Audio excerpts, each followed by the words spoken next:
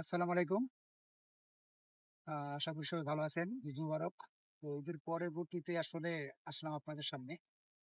আমি আসলে একটা বিষয় নিয়ে কথা বলতে আসছি, সেটা হচ্ছে দুবাইয়ের উচ্চশিক্ষার ক্ষেত্রে আসলে কেমন আ শিক্ষার মানটা কেমন? আর হচ্ছে মানে আসলে কোন ক্যাটেগরিতে তাদের শিক্ষাটা দেওয়া হয়? দেখেন, এখানে ২ রকম ক্যাটেগরি আছে। একটা হচ্ছে আপনার সরাসরি ইউনিভার্সিটি এবং হচ্ছে ইনস্টিটিউট। তো দেখেন, ইনস্টিটিউটে টিউশন ফিস কম। তাদের এখানে আ বিভিন্ন সুযোগ সুবিধারা দিয়ে থাকে।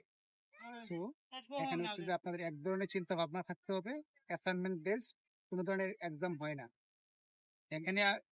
আগে ছিল ডিপ্লোমা, এখন অনেক ইনস্টিটিউশনে হচ্ছে আপনার ডিপ্লোমার সাথে সাথে এখন ডিরেক্ট ব্যাচেলার, ডিরেক্ট মাস্টার্স কোর্সও তারা অফার করতেছে। এখন আপনারা সরাসরি আসতে পারেন এই ইনস্টিটিউটগুলোতে, অথবা আপনাদের বাজেটের উপর ডিপেন্ড করে হচ্ছে যে আপনারা মানে হচ্ছে ইউনিভার্সিটি অথবা ইনস্টিটিউট সিলেকশন করবেন। যার যেমন বাজেট, তার উপর ডিপেন্ড করেছে আপনারা পড়াশোনার জন্য আহ প্রতিষ্ঠান সিলেকশন করবেন। আচ্ছা, এখন কথা হচ্ছে, এখানে আমরা আসার পরে যেটা আমাদের সমস্যা হয়, সেটা আমরা আসার পরে আসলে আমাদের একটা টেনশন থাকে যে আমরা জব নিয়ে, আমাদের একটা প্যারাশানি থাকে যে আমরা জব করব। দেখেন, এটা হচ্ছে আপনি ইউরোপের যে কোনো কান্ট্রিতে যান না কেন, আপনাকে অবশ্যই টিআরসি কার্ড পাওয়ার পরে কিন্তু আপনাকে ওরা জব দিবে। So, এখানের সিস্টেম ঠিক একই রকম। আপনার এমএনএস কার্ড পাওয়ার পরে আপনি লিগেল ভাবে এখানে তাদের একটা অনুমতি থাকবে, আপনি এখানে লিগেল আছেন। যে কোনো প্রতিষ্ঠান আপনাকে জব দিতে গেলে তারা দেখবে আপনার এমএনএস কার্ড আছে কিনা। তো এটা হওয়ার পরে আপনারা ট্রাই করবেন, এটা হচ্ছে সবচেয়ে বেস্ট ওয়েতে। এবং খুঁজবেন কিভাবে জবগুলা। এখানে জবগুলা খোঁজার সিস্টেম হচ্ছে আপনি লিঙ্কডইনে অথবা এখানে জবস কিছু অ্যাপস আছে, এটার মাধ্যমে অ্যাপ্লিকেশন করবেন। এবং সবচাইতে বেস্ট ওয়ে হচ্ছে আপনি সরাসরি যায় হচ্ছে বিভিন্ন প্রতিষ্ঠানে সরাসরি গিয়ে আপনি সিভি জমা দিবেন, সরাসরি গিয়ে আপনি কথা বলবেন। এটা হচ্ছে সবচেয়ে বেস্ট ওয়ে। এবং এটা আমরা ম্যাক্সিমাম করি না, আমরা অন্যকে প্রশ্ন করি, আমাকে একটা জব ম্যানেজ করে দেন, আমাকে একটা জব ম্যানেজ করে দেন। আমরা অন্যকে ফোন দিয়ে বিরক্ত করি যে আমার জব লাগবে, এটা লাগবে, সেটা লাগবে। এখানে একটা কথা মাথায় রাখতে হবে আমাদের, যে এখানে কেউ কারোর জন্য বসে নাই, বা কেউ আপনার রিলেটিভ না, কেউ আপনার ফ্যামিলির সদস্য না, আপনাকে কেউ হেল্প করবে এই আশা নিয়ে এখানে আপনি আসবেন না। আপনার নিজের কাজ নিজেকে করতে হবে। আপনি ফোন দিয়ে বিরক্ত করতেছেন, আমাকে একটা জব দেন, জব দেন, জব।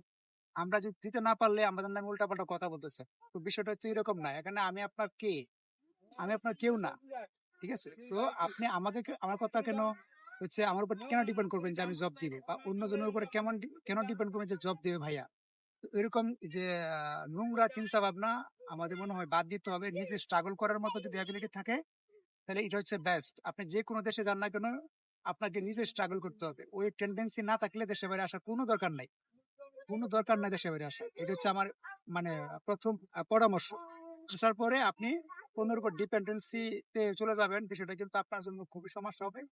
তো আমরা চাই যে সেলফ ডিপেন্ডেন্ট হয়ে এখানে আসেন। আচ্ছা, এখন অনেকে বলছেন যে ভাইয়া, এখানে জব যদি আমরা করি, তাহলে হচ্ছে যে জবের স্যালারি নিয়ে প্রশ্ন করেন যে আমরা আসলে স্যালারি খুব কম পাই। দেখেন, এখানে আপনার যোগ্যতা, আপনার স্কিলের উপরে আপনার স্যালারি পাবেন। এখন আপনার স্কিল না থাকলে তো, নন স্কিল জব করলে তো আপনি কেমন স্যালারি পাবেন সেটা আপনিও জানেন। আরেকটা বিষয় কি, এখানে জবের অনেক ক্রাইসিস অনেকে বলে, বাট এটা টোটালি মিথ্যা কথা। কারণ কি, কারণ অনেক প্রতিষ্ঠানগুলো জবের জন্য সঠিক লোক খুঁজে পাচ্ছে না। ঠিক আছে? তো ওইখানে হচ্ছে তারা অনেক মানুষ দরকার। এবং কাদেরকে দরকার? ম্যাক্সিমাম প্রতিষ্ঠানগুলোর ডিমান্ড হচ্ছে নেপালি, ফিলিপিনি, পাকিস্তানি, ইন্ডিয়ানি স্টাফ। তো তাদের একটা ডিমান্ড থাকে এরকম। সো কেন থাকে? কারণ তারা হিন্দি, ইংলিশ ভালো জানে এবং তারা অনেক পরিশ্রমী। এই জন্য তারা ওই রকম স্টাফ গুলাকে তারা পছন্দ করে। সো আমরা যদি ওই ভাষাগত দক্ষতার দিক থেকে পিছিয়ে থাকি বা স্কিল না থাকে, আমরা এমনিতেই পারবো না। আপনি যে কোনো জায়গায় যান না কেন, আপনি পারবেন না। সো শুধু শুধু অন্যকে দোষারোপ করে বা নিজের ভাগ্যকে দোষারোপ করে লাভ নাই। স্কিল হিসাবে কিছু একটা নিয়ে আসেন, আপনি নিজে করতে পারবেন। বাংলাদেশে অনেক ছেলেরা আছে, অনেক ভালো ভালো স্যালারিতে জব করতেছে।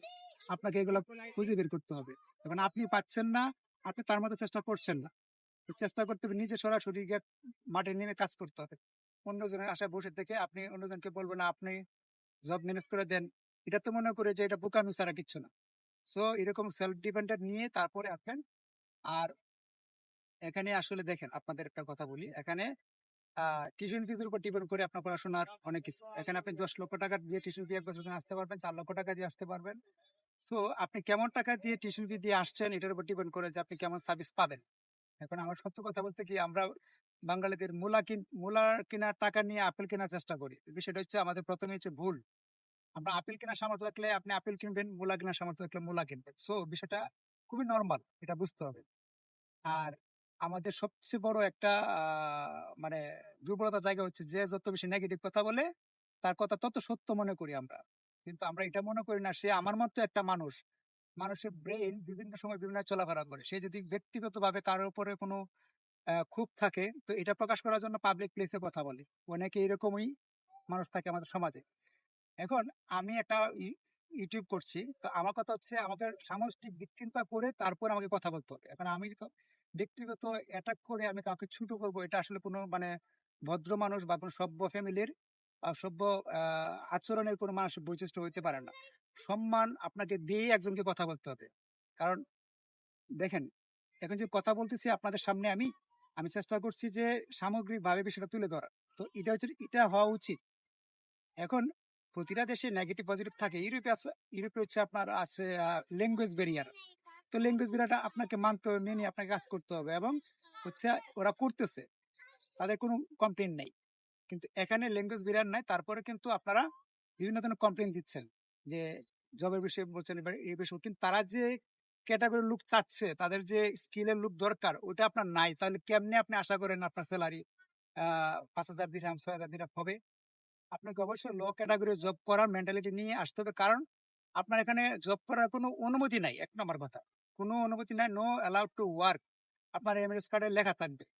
তারপরে আপনি কেন আশা করেন যে আপনি জব করে অনেক টাকা ইনকাম করবেন?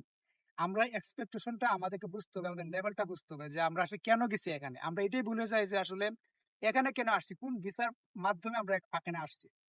আমরা মানে স্টুডেন্ট ভিসা এসে আমরা বলেই যাই যে আমরা একটা স্টুডেন্ট। আমরা মনে করি যে আমরা ওয়ার্ক ভিসা আসছি, আমাদের এটাই দরকার।